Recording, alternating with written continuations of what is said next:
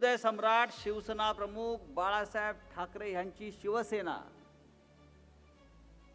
ही ज्या पद्धतीनं या लवादानं कोणताही मागचा पुढचा विचार न करता चोर आणि लफंग्यांच्या हातात दिली आणि ही शिवसेना तुमची असं जाहीर केलं, त्यामुळे संपूर्ण महाराष्ट्रात खतखततो आहे।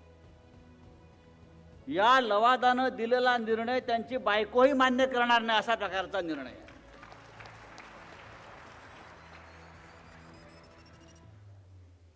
या राज्याचे मिंधे मुख्यमंत्री दाढीला पीळ देत नेहमी सांगत असतात, कर नाही त्याला डर कशाला।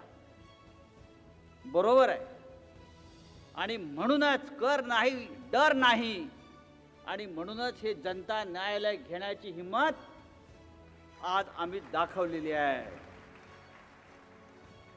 आमच्यात हिम्मत आहे, आमच्याकडून काही चुकीचं झालेलं नाही। आम्ही कायद्याचं पालन केलेलं आहे, आम्ही न्यायालयामध्ये उत्तम लढाई लढलेली आहे। आम्ही न्यायालयाने नेमून दिलेल्या लवादासमोर आमच्या वकिलांनी आणि आमच्या शिवसेनेच्या नेत्यांनी उत्तम लढा दिलेला आहे। आम्ही इमानदारीनं लढलो आणि तुम्ही बेईमानीनं जिंकलात। त्या बेईमानीच्या विरोधामध्ये जनता न्यायालय आहे। ईमानदारी किसी कायदे और कानून की मोहताज नहीं होती। आम्ही ईमानदार आहोत, आणि अशा प्रकारे न्यायालयामध्ये बेईमानाने न्याय मिळत गेला तर उद्या न्यायालयात कोणी जाणार नाही, आणि म्हणून हे जनता न्यायालय आपण आज इथे उभं केलेलं आहे। मला खात्री आहे, या न्यायालयात जो निर्णय जनता देईल तोच निर्णय आणि तोच निकाल 4 महिन्यानंतर होणाऱ्या लोकसभा आणि विधानसभा निवडणुकीमध्ये मिळाल्याशिवाय राहणार नाही। आजचा कार्यक्रम जो आहे, आजचं जे न्यायालयाचं स्वरूप आहे, अत्यंत सुटसुटीत आहे। मी फार वेळ घेणार नाही। नक्की या खटल्याचं स्वरूप काय होतं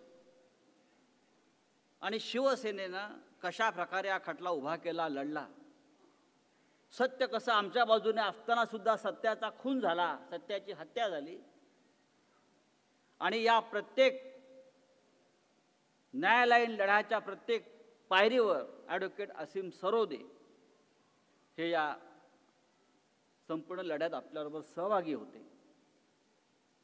सुरुवातीला ॲडव्होकेट असीम सरोदे या खटल्या संदर्भात माहिती देतील, आणि त्यानंतर हा जो लवाद आहे त्या लवादाला त्यावेळेला कदाचित मोतीबिंदू झाला असेल, त्याला काही पुरावे दिसले नाहीत, किंवा त्याच्या डोळ्यात बाळासाहेबांच्या भाषेत वडच वाढला असेल, किंवा त्यांना ऐकू येत नसेल, म्हणून त्यांना काही पुरावे समजले नसतील।